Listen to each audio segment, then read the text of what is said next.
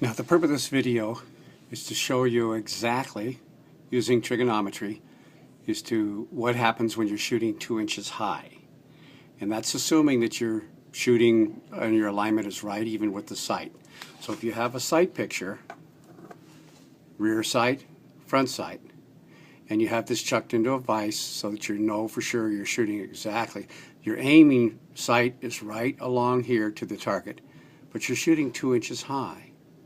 Now when you're shooting 2 inches high, if the sight is set up for this, it's really just a right triangle. And if you go from the rear of your sight, and let's say it's 25 yards, you're shooting at 25 yards, so the rear of your sight to the target is 25 yards, and you're shooting 2 inches high.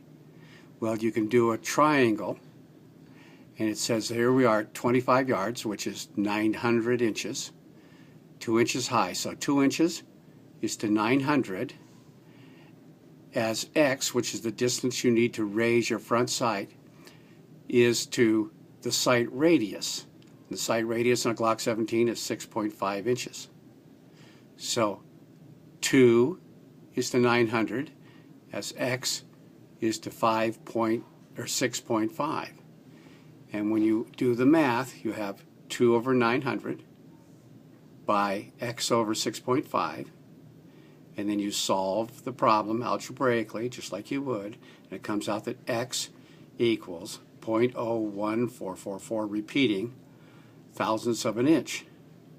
So you can raise the front sight that much, or you can lower the rear sight that much. But that's the exact amount. So it's totally figurable. And it's just a matter of straight physics. There's the line that you're shooting. You're shooting 2 inches high, so you create a triangle there. Of course, this triangle would look a lot different. It would look more like, well, just you wouldn't hardly see the angle because it's hardly measurable. But 2 inches is to 900 as x is to 5.6. Solve for the x and you find out just how low your front sight is. Simple physics. And you figure this out, and at least you will know what you do and maybe if you're going to use a different front sight, or you'll know how much to lower your rear sight. And it still equals. If you raise your front sight or you lower the rear sight, you end up putting it right in line. So now you've got a sight picture that's in line with where you're shooting. You follow that, I hope?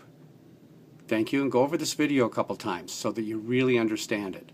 There are some people that understand it easily, and some people will look at it and you never know whether you raise your front or lower your rear sight. The same thing works side to side. Exactly. It's just the trigonometry figure, and you can really figure it the same way. So thank you. It's just another video from Orlaba Kluter.